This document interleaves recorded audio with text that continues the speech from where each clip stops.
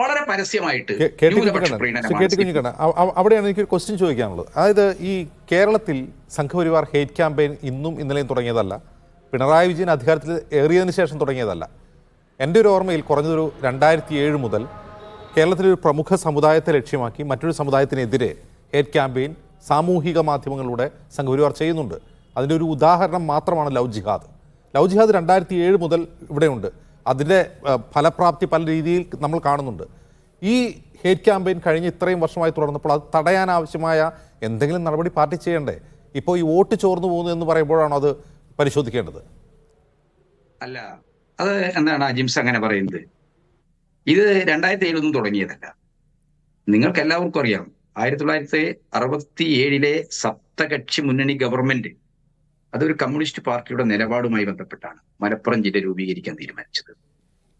മലപ്പുറം ജില്ല രൂപീകരണം വളരെ സ്വാഭാവികമായ ഒന്നാണ്. കോഴിക്കോട് വരെയുള്ള വളരെ വിസ്തൃതമായ ഒരു പ്രദേശം, ഒരു ജില്ല. ആ പ്രദേശത്തെ ഏറ്റവും പിന്നോക്കം നിൽക്കുന്ന ഏറനാടൊക്കെ ഉൾക്കൊള്ളുന്ന പ്രദേശം, ആ പ്രദേശത്തെ ഒരു പ്രത്യേക ജില്ലയെ അതിന്റെ വികസനത്തെ ലക്ഷ്യമിച്ച് അത്തരം ഒരു പ്രഖ്യാപനം ഉണ്ടായപ്പോൾ ഇവിടുത്തെ ജനസംഘക്കാരും കോൺഗ്രസ്സുകാരും ഒരുപോലെ അത് കുട്ടി പാകിസ്ഥാനാണെന്ന് പറഞ്ഞ് ക്യാമ്പയിൻ നടത്തി.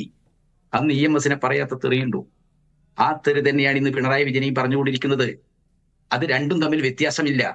കാരണം ന്യൂനപക്ഷ വിരുദ്ധമായ ഒരു സവർണ ഹിന്ദുത്വ ബോധം പങ്കിടുന്നവരാണ് ഇവിടുത്തെ കോൺഗ്രസ്സുകാർ. BJPയുടെ ഇന്നത്തെ കേന്ദ്ര രാഷ്ട്രീയത്തെ ഒരു ഘട്ടത്തിലും പ്രത്യയശാസ്ത്രപരമായി എതിർക്കാൻ ധൈര്യം കാണിച്ചിട്ടില്ല. നമുക്ക് എല്ലാവർക്കും അറിയാമല്ലോ, ന്യൂനപക്ഷങ്ങൾ അനർഹമായത് വാങ്ങിക്കുന്നു എന്ന് പരസ്യമായി പ്രസ്താവന നടത്തിയ ആളാണ് AK ആന്റണി. ഇതെല്ലാം നമ്മൾ കണ്ടതാണ്. അപ്പൊ ഇടതുപക്ഷത്തിന്റെ ന്യൂനപക്ഷ അവകാശങ്ങൾ അത് ഭരണഘടനാപരമാണ്. ഇപ്പൊ എന്താണ്, വെള്ളാപ്പള്ളി നടേശൻ ഉൾപ്പെടെയുള്ള ആളുകളൊക്കെ തന്നെ വായ്ത്തുന്നി പറയാന്നുള്ള രീതിയിലാണ് സംഘപരിവാറിന്റെ RSSന്റെ ഒരു പൊസിഷൻ ആവർത്തിക്കാൻ. ഈ RSSന്റെ പൊസിഷനെ സപ്പോർട്ട് ചെയ്യാൻ CPM മുസ്ലിം പീഡനം നടത്തുകയാണെന്ന് നാസർ എന്നാ അദ്ദേഹത്തിന്റെ പേര് കൂടത്തായി, അതേപോലെ തന്നെ എന്താണ് വേറൊരാൾ ആരാണ്, മുസ്ലിം ലീഗിന്റെ നേതാവ് നമ്മുടെ ഡോക്ടർ MK മുനീർ, ഇവരെല്ലാം പറയാണ്. ഇങ്ങനെ പറയുമ്പോൾ അവർക്ക് CPM എതിർത്തോട്ടെ. CPM ന്യായമായ അതിന്റെ വീഴ്ചകളുടെയും അതിന്റെ രാഷ്ട്രീയമായ പാപ്പരത്വത്തിന്റെയും പേരിൽ നിങ്ങൾ എതിർക്കുന്നത് ഞങ്ങൾക്ക് മനസ്സിലാക്കാം. പക്ഷെ ന്യൂനപക്ഷ പ്രീണനം എന്ന് പറയുന്നത് എന്താണ്? നിങ്ങൾ ഭരണഘടനാപരമായ ന്യൂനപക്ഷ അവകാശങ്ങൾക്ക് വേണ്ടി സംസാരിക്കുന്നത് സ്വാതന്ത്ര്യം കിട്ടി ഇത്രയും വർഷം കഴിഞ്ഞിട്ടും നമ്മുടെ ഭരണഘടന നൽകുന്ന പരിരക്ഷാ വ്യവസ്ഥകൾ ന്യൂനപക്ഷങ്ങൾക്ക് ലഭ്യമാകാത്തത്, അതിന്റെ ഫലമായ ന്യൂനപക്ഷങ്ങൾ അനുഭവിക്കുന്ന പ്രശ്നം, സംഘപരിവാർ അധികാരത്തിലിരിക്കുമ്പോൾ ഇസ്ലാമോഫോബിയുമായി ബന്ധപ്പെട്ട് ന്യൂനപക്ഷ സമൂഹങ്ങൾ വേട്ടയാടപ്പെടുന്ന പ്രശ്നം, വംശഹത്യവരെ നേരിടുന്ന പ്രശ്നം, ഈ വിഷയങ്ങളിൽ ഉന്നയിക്കുന്നത് പ്രീണനമാണോ? ഭരണഘടനാപരമായ അവകാശങ്ങൾ എല്ലാവർക്കും ലഭിക്കണം എന്ന് പറയുന്നത് പ്രീണനമാണോ? അങ്ങനെ ഒരു പ്രീണനം നയം CPM സംബന്ധിച്ചിടത്തോളം ഇല്ല.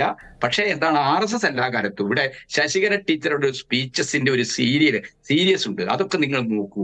CPM പറയുന്ന കുറ്റപ്പെടുത്തൽ, അതിന്റെ അവരെ എത്ര വൃത്തികെട്ട, എത്ര അശ്ലീലകരമായ രീതിയിലുള്ള ഈ വർഗീയ നിലപാട് എന്തുകൊണ്ടാണ്? ആ വർഗീയ നിലപാടുകൾ ഇന്നെന്താണ് കേരളത്തില് ആർക്കും പറയാനുള്ള അവസ്ഥ വന്നിരിക്കുക. കാരണം എന്താണ്, അവർ ന്യൂനപക്ഷങ്ങളുടെ അവകാശങ്ങൾക്ക് വേണ്ടി സംസാരിക്കുന്ന മുഖ്യ പാർട്ടി CPM തന്നെയാണ്. മറ്റു പാർട്ടികളൊന്നും ന്യൂനപക്ഷങ്ങളുടെ പ്രശ്നങ്ങളിൽ സീരിയസ് അല്ല, നമുക്ക് എല്ലാവർക്കും അറിയാം. അപ്പൊ ന്യൂനപക്ഷ അവകാശങ്ങൾ നിഷേധിക്കപ്പെടുന്നു എന്നുള്ളത് നമ്മളെല്ലാവരും ഇന്ന് കണ്ടുകൊണ്ടിരിക്കുന്ന പ്രശ്നമാണ്. ഇത്തരം വിഷയങ്ങൾ ഒക്കെ തന്നെ എടുത്തിട്ട് CPM മൊത്തം ഒരു എന്താണ്, എന്തോ ഒരു അപകടം, ഒരു ആപത്ത് ചെയ്ത, ഭൂരിപക്ഷ സമുദായത്തോട് വലിയ അപരാധം ചെയ്ത ആളുകളാണ് എന്ന രീതിയിലാണ് ഇപ്പൊ എന്താണ്, എന്തൊക്കെയാണ് ഇപ്പൊ ഈ രാജ്യസഭയിലേക്ക് സീറ്റ്